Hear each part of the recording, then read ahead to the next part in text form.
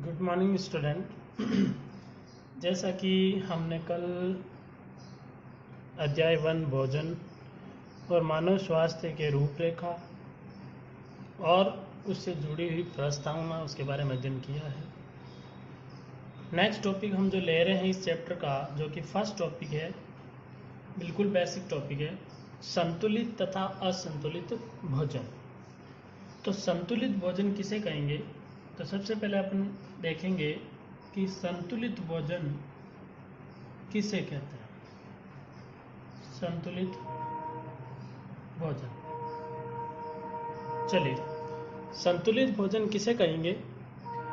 ऐसा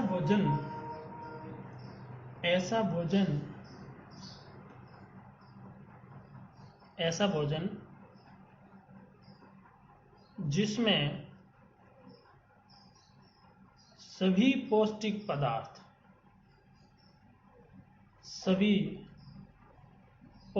पदार्थ उचित अनुपात में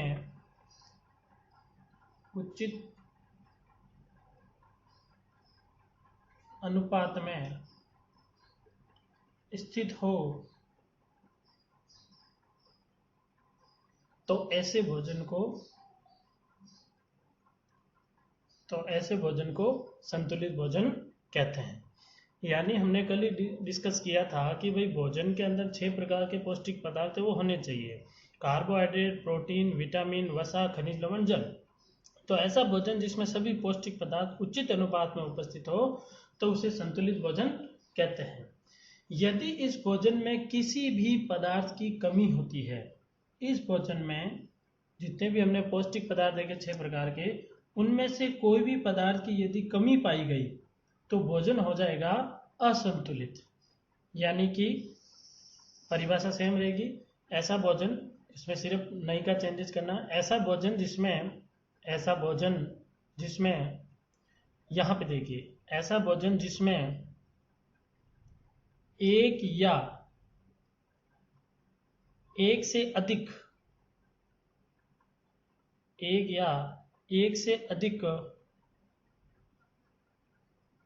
पोषक तत्वों की कमी हो, ऐसा भोजन असंतुलित भोजन कहलाता है। यानी दोनों परिभाषा क्लियर हो गई हमारी। ऐसा भोजन जिसमें सभी पौष्टिक पदार्थ जो है वो उचित अनुपात में अगर उपस्थित है, तो ऐसे भोजन को अपन संतुलित कहेंगे। और यदि इस भोजन के अंदर एक या एक से अधिक भी हो सकता है, एक से अधिक पोषक तत्वों की कमी पाई जाती है, तो इसे हम कहेंगे असंतुलित भोजन। अब यदि कोई व्यक्ति असंतुलित भोजन करता है, तो उससे उसके शरीर के विभिन्न अंगों की कार्य क्षमता में कमी आ जाती है। यानी कि कुछ अंग जो हैं वो कार्य करना बंद कर सकते हैं, या फिर उनमें किसी भी प्रकार की विकृति उत्पन्न हो सकती है। तो असंतुलित भोजन से जो विकृति उत्पन्न होती है, या फिर जो एक रोग उत्पन्न होता है व्यक्ति में, उसको अपन कहते हैं कुपोषण। तो अगली हेडिंग रहेगी हमारी कुपोषण। चलिए, कुपोषण के बारे में देखते हैं। बिल्कुल परिभाषा तो अपनी क्लियर हो ही गई है कि यदि भोजन में लगातार पौष्टिक पदार्थों की कमी हो, तो जीव विभिन्न क्रियाओं को संचालित नहीं कर पाता, तो ऐसे रोग को कुपोषण कहते हैं। यानी जब भोजन में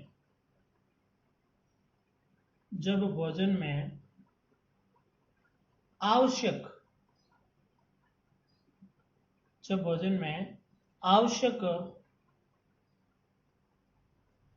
पौष्टिक पदार्थों की लगातार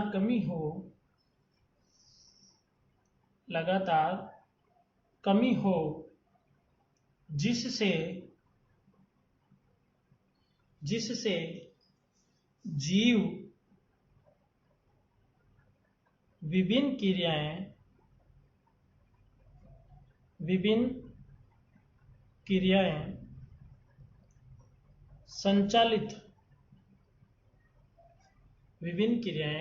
संचालित नहीं कर पाता, विभिन्न क्रियाएं संचालित नहीं कर पाता, अर्थात उसकी कार्य क्षमता में कमी आ जाती है। तो ऐसे रोग को कुपोषण कहा जाता है। ऐसे रोग को कुपोषण कहा जाता है। यानी कि यदि हम भोजन में कोई ना कोई पौष्टिक पदार्थ की लगातार कमी रखेंगे तो उस पदार्थ से जुड़ा हुआ कुपोषण का रोग हमें उत्पन्न हो जाएगा। इस कुपोषणता को अनेक कारक प्रभावित करते हैं, यानी कि अनेक ऐसे पदार्थ होते हैं जिनके माध्यम से ये कुपोषणता उत्पन्न होती है। तो जो कुपोषणता है, कुपोषणता अनेक कारकों द्वारा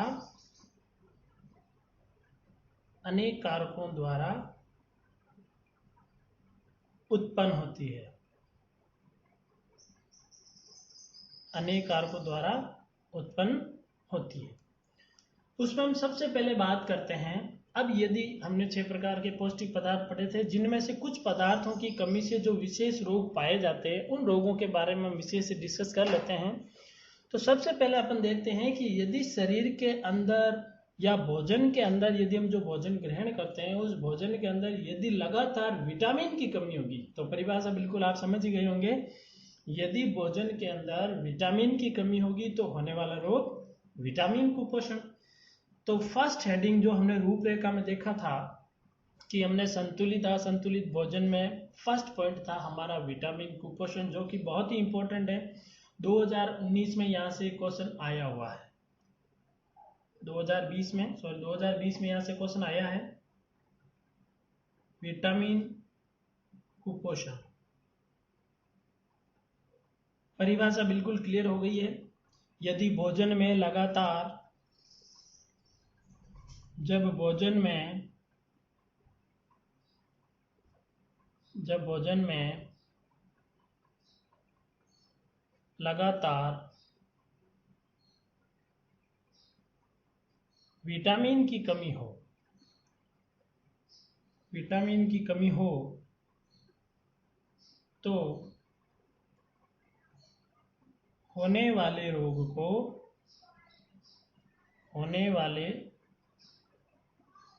को विटामिन कुपोषण कहा जाता है। विटामिन कुपोषण कहा जाता है।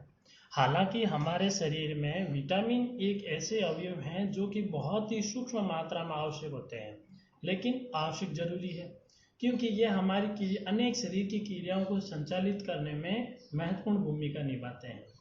तो कार्य की दृष्टि से विटामिन जो है हमारे शरीर के लिए बहुत ही महत्वपूर्ण है। तो ऐसे कौन कौन से विटामिन है जिनकी कमी से किस किस प्रकार के रोग और उनके लक्षण उत्पन्न हो जाते हैं, तो विभिन्न प्रकार के विटामिन और उनसे संबंधित लक्षण, इनके बारे में देखते हैं। चलिए, तो सबसे पहले ले लेते हैं, एक टेबल बना लेते हैं, क्रम संख्या।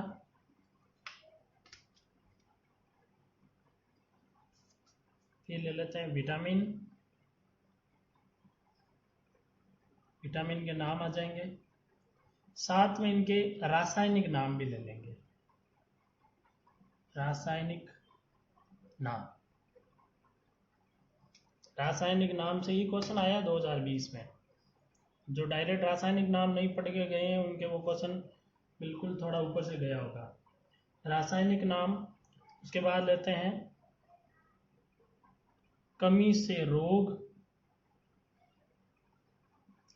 रोग,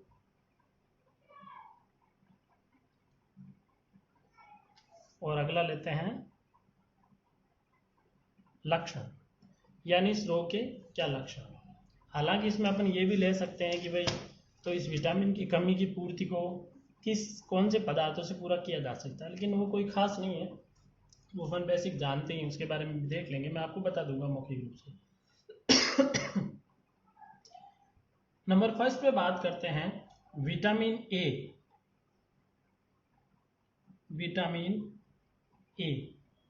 देखिए, पहला विटामिन है विटामिन ए। अब इसका रासायनिक नाम आप विशेष से ध्यान रखिएगा, रेटिनॉल। विटामिन ए का रासायनिक नाम है रेटिनॉल। क्वेश्चन ऐसा भी आ सकता है कि भी रेटिनॉल की कमी से कौन सा रोग होता है, जरूरी नहीं ऐसा पूछता हो विटामिन ए की कमी से कौन सा रोग होता है, तो रासायनिक नाम भी याद रखना जरूरी है। अब इससे जो रोग होता है इसकी कमी से, वो है आपके रतौंधी।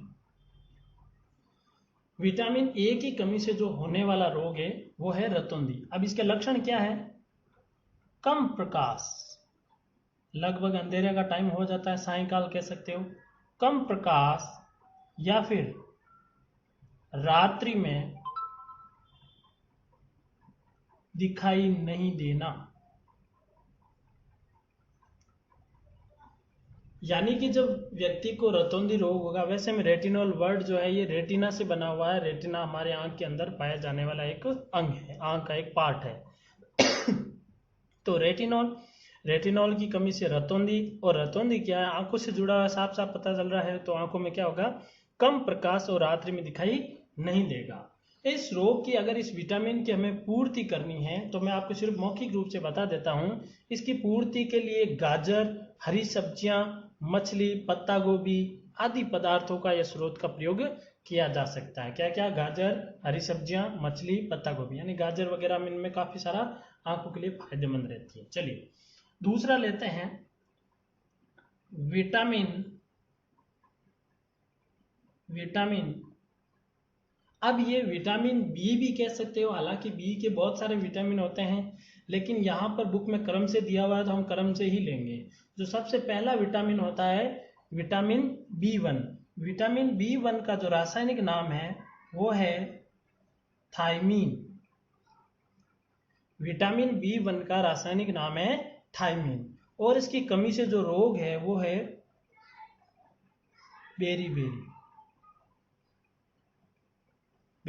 यानी विटामिन B1 इसका रासायनिक नाम थायमीन, और इसकी कमी से होने वाला रोग बेरी। अब ये बेरी नाम क्यों है, बेरी का मतलब बार बार का मतलब बार बार कमजोरी उत्पन्न होती है। यानी इसमें देखा जाए तो हृदय की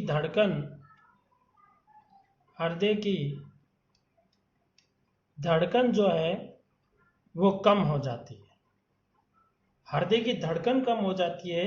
इसके अलावा तंत्रिका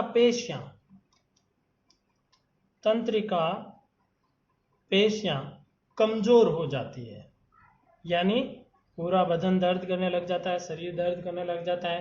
तंत्रिकाएं जो मांसपेशियां, इनमें भी दर्द होने लग जाता है। इस प्रकार से धीरे धीरे कमजोरी आने लगती है।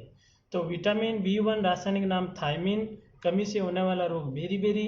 इसके लक्षण जो है हृदय की धड़कन कम होना, तंत्रिका पेशियां कमजोर होना। क्वेश्चन ऐसे भी आ सकता है कि कौन से विटामिन की कमी से हृदय की धड़कन कम होना और तंत्रिका पेशियों का कमजोर होने के लक्षण है, तब आप वहां पे कहोगे विटामिन B1। बी भी लिख दोगे तो कोई प्रॉब्लम नहीं है। अब इस प्रकार के जो विटामिन B1 इसकी कमी की पूर्ति के लिए हम मटर के बीज है, सेम की फली है आदि अन्य प्रकार के स्रोतों का प्रयोग कर सकते हैं। चलिए तीसरा लेते हैं हम, 3 नंबर पे जो अपनी बुक में है वो वही ले रहे हैं, बाकी सारे नहीं ले रहे हैं। विटामिन B1 आ चुका है, तो विटामिन B2। बी की 3 ही विटामिन मिलेंगे अपने पास में, B1, B2, B3। हालांकि आगे भी होते हैं, B3 भी होता है, B5, 6, 9, 12 ये भी होते हैं, और लेकिन अपनी बुक में सिर्फ यही दिया हुआ इन्हीं के बारे में, तो इन्हीं के बारे में डिस्कस करेंगे। तो विटामिन B2 जिसको कहा जाता है, रासायनिक नाम है इसका राइबोफ्लेविन। विटामिन B2 का रासायनिक नाम है राइबोफ्लेविन, और इसकी कमी से होने वाला रोग भी इसी से जुड़ा हुआ, देखो राइबोफ्लेविनोसिस। बस फ्लेविन के पीछे सिस लगा देना है, यानी कि राइबोफ्लेविन है तो राइबोफ्लेविनोसिस, तो इसकी कमी से होने वाला रोग हो गया। अब इस रोग के क्या लक्षण हैं, देखिए सबसे पहला होता है कि मुंह के किनारे जो है वो फटने लगता है। मुंह के किनारे फटने लगते हैं। इसके अलावा होठ की त्वचा भी फटने लगती है। होठ की त्वचा फटना। और एक लास्ट है इसका, स्मृति में कमी। स्मृति में कमी यानी राइबोफ्लेविनोसिस। इसके लक्षण ये है कि मुंह के किनारे फटना, यानी मुंह के अंदर भी ऐसे छाले जैसे हो जाते हैं, त्वचा फटने लगती है। और होठ जो है, होठ के बाहरी किनारे भी ये भी फटने लगते हैं। और साथ ही मेमोरी में बहुत ज़्यादा कमी आ जाती है। तो क्वेश्चन ये भी बन सकता है कि स्मृति में कमी कौन से रोग का लक्षण है, कौन से विटामिन की कमी से होने वाले रोग का लक्षण है। तब आपको कहना है विटामिन B2। अब इसकी पूर्ति करने के लिए हम क्या क्या ले सकते हैं, दूध, मांस, फल, साबुत अनाज भी इसके लिए बहुत ही कारगर है। तो ऐसे पदार्थों का प्रयोग करके अपन इस रोग को दूर कर सकते हैं। अगला आता है 4th नंबर पे विटामिन B3। विटामिन B3 का जो रासायनिक नाम है वो है नियासिन। विटामिन B3 का रासायनिक नाम है नियासिन। और इसकी कमी से जो होने वाला रोग है वो है पेलेग्रा। इसकी कमी से होने वाला रोग पेलेग्रा। क्या है इस रोग के लक्षण? तो देखिए, जीभ व त्वचा पर पपड़ी जमना। जीभ व त्वचा पर पपड़ी जमना। देखो, प फॉर प्लेग्रा और प फॉर पपड़ी। तो याद रख सकते हो, जीभ और त्वचा पर जब पपड़ी जम जाती है इसका मतलब वो रोग कौन सा है, वो प्लेग्रा रोग है। ठीक है। अब इसकी पूर्ति के लिए मैं आपको बता देता हूँ किस प्रकार के स्रोत आवश्यक हैं। तो इसके लिए मांस है, शकरकंद है, चावल की भूसी है, इस प्रकार के स्रोतों का प्रयोग करके इस विटामिन की कमी को पूरा किया जा सकता है। वैसे हम संतुलित भोजन जब अपन करते हैं तो कुछ न कुछ मात्रा में ये पदार्थ मिलते ही रहते हैं, तो इसके लिए कोई स्पेशल पदार्थ की आवश्यकता नहीं पड़ती, बहुत कम चांसेस होते हैं। अगला लेते हैं 5 नंबर पे। अब इसके आगे जो है विटामिन 5 आता है, B5, लेकिन वो अपने सिलेबस में है नहीं। तो अगला विटामिन, हम बी की श्रृंखला को खत्म करते हुए पहुंचते हैं विटामिन सी। और विटामिन सी का जो रासायनिक नाम है वो है एस्कॉर्बिक अम्ल। अब नाम से ही पता चल रहा है इसका रासायनिक एस्कॉर्बिक अम्ल। इसका मतलब वो ये अम्ल जिन पदार्थों में अम्ल होता है, खट्टे होते हैं ऐसे पदार्थ, उनमें विटामिन जो है सी पाया जाता है। तो इसकी कमी से जो रोग होता है वो रोग हो गए आपके स्कर्वी। इसकी कमी से होने वाला रोग स्कर्वी। क्या है इसके लक्षण? देखिए, मसूड़ों से खून आना, यानी हमारे दांत जिस संरचना के अंदर धंसे हुए होते हैं उन्हें कहा जाता है मसूड़े। तो मसूड़ों से खून आने लग जाता है और त्वचा पर चकत्ते बन जाते हैं। त्वचा पर चकत्ते बनना, यानी गोल गोल ऐसे त्वचा पर क्या होता है, ऐसे चकत्ते बन जाते हैं बहुत सारे जगह। तो ये किसकी कमी से हो रहा है? विटामिन सी की कमी से हो रहा है। इसलिए खट्टे पदार्थों का प्रयोग करना चाहिए। अब खट्टे पदार्थ आप खुद देख सकते हो, इसके स्रोत क्या हुआ। इसका स्रोत आंवला है, नींबू है, संतरा है, रसदार फल है। तो इन सब से अपन विटामिन सी की कमी को पूरा कर सकते हैं। 6th नंबर पे लेते हैं विटामिन डी। विटामिन डी जो है ये आप समझ गए होंगे, बहुत बेसिक चीज है। तो विटामिन डी की जैसे नाम आती है, कहते हैं भाई धूप में खड़े रहो, धूप का सेवन करो, तो विटामिन डी की पूर्ति होती है। तो इसका रासायनिक नाम भी इसी से जुड़ा हुआ है, वो है कैल्सीफेरॉल।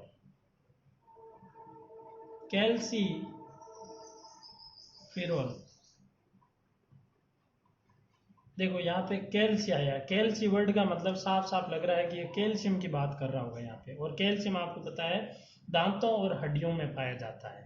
तो विटामिन डी से क्या बनता है? विटामिन डी सूर्य का प्रकाश जो होता है वो कैल्शियम को मजबूती प्रदान करता है, कैल्शियम हड्डियों को मजबूती प्रदान करता है। इसकी कमी से जो रोग होने वाला है वो है रिकेट्स। विटामिन डी की कमी से होने वाला रोग हो गया रिकेट्स। अब नाम से ही पता चल रहा है कैल्सिफेरॉल यानी कि हड्डियों से जुड़ा हुआ, तो बीमारी भी हड्डियों से जुड़ी हुई होगी। तो क्या होगा, हड्डियों का मुड़ना, हड्डियों का कमजोर होकर, हड्डियों का कमजोर होकर मुड़ना, यानी हड्डियां जो है वो कमजोर हो जाती है और मुड़ जाती है।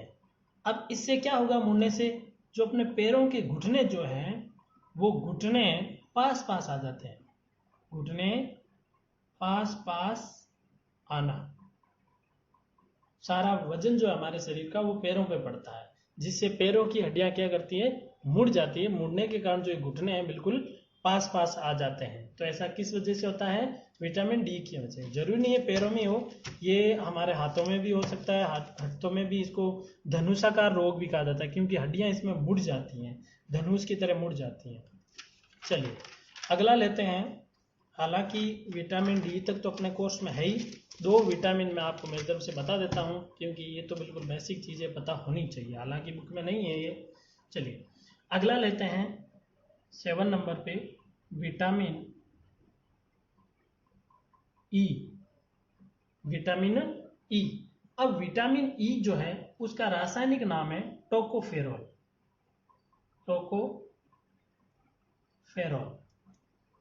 टोकोफेरॉल है। अब इसके लक्षण क्या है, विटामिन ई की कमी से बंध्यता कह दो चाहो तो महिलाओं में बांझपन की जो प्रॉब्लम होती है वो विटामिन ई की कमी से होती है। अन्य कारण भी हो सकते हैं लेकिन मैक्सिमम विटामिन ई भी इसको प्रभावित करता है। इसके अलावा पक्षाघात यानी लकवा भी इसी की वजह से ही आता है। इसमें क्या होता है कि बांझपन उत्पन्न होने का कारण क्या है कि महिलाओं में जो जनन उपकला होती है, जनन उपकला वो क्षतिग्रस्त हो जाती है। यानी लक्षण क्या है, लक्षण है जनन उपकला, यानी ये गर्भाशय के अंदर है तो जनन उपकला क्षतिग्रस्त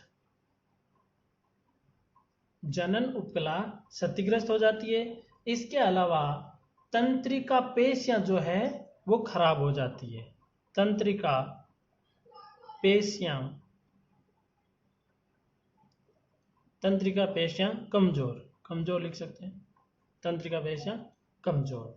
तो क्या कारण है कि महिलाओं में ये बांझपन का प्रॉब्लम आती है, क्योंकि जनन उपकला क्षतिग्रस्त हो जाती है। और क्या कारण है कि पक्षाघात आता है यानी लकवा आता है। लकवा आते वक्त जिस अंग में हमें लकवा आता है वो अंग कार्य करना बंद कर देता है। उसके पीछे कारण ये है क्योंकि हमारे मस्तिष्क से जो संवेदी संदेश होते हैं, उद्दीपन होते हैं, वो उद्दीपन उस अंग तक पहुंच नहीं पाते हैं। ऐसा किस वजह से होता है, क्योंकि हमारे अंगों से मस्तिष्क तक संदेशों के आदान प्रदान के लिए तंत्रिका कोशिकाओं का एक कड़ीबंद नुमा लंबी श्रृंखला होती है। उन श्रृंखलाओं में किसी न किसी वजह से डिस्ट्रॉय हो जाती है या वो कार्य करना बंद कर देती है, तो मस्तिष्क द्वारा उस अंग में किसी भी प्रकार का संकेत नहीं पहुंच पाता। इसकी वजह से वो अंग कार्य करना बंद कर देता। हालांकि ब्लड सप्लाई वगैरह तो होती रहती है लेकिन उद्दीपन जो है मस्तिष्क द्वारा पहुंचने वाला वो नहीं पहुंच पाता। तो पक्षाघात का मतलब हुआ तंत्रिका पेशियां जो है वो या तंत्रिका कोशिकाएं जो है वो कमजोर हो जाती है या फिर डिस्ट्रॉय हो जाती है, समाप्त हो जाती है। क्या करना चाहिए ऐसे रोगियों को, ऐसे रोगियों को हरी पत्तेदार सब्जियां हैं, मक्खन है, टमाटर है, इस प्रकार के पदार्थों का सेवन करना चाहिए। लास्ट आता है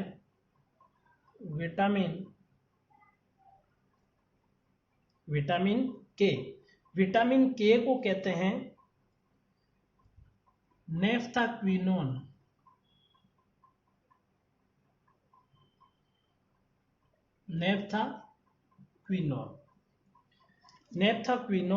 और इसका जो इसका जो कमी से होने वाला रोग है वो है हेमरेज। विटामिन के की कमी से होने वाला रोग हेमरेज, यानी हेमरेज जो है ये ब्लड से जुड़ा हुआ है। रक्त में आपको पता होना चाहिए रक्त के अंदर विटामिन के पाया जाता है जो कि रक्त को थक्के जमने से रोकता है।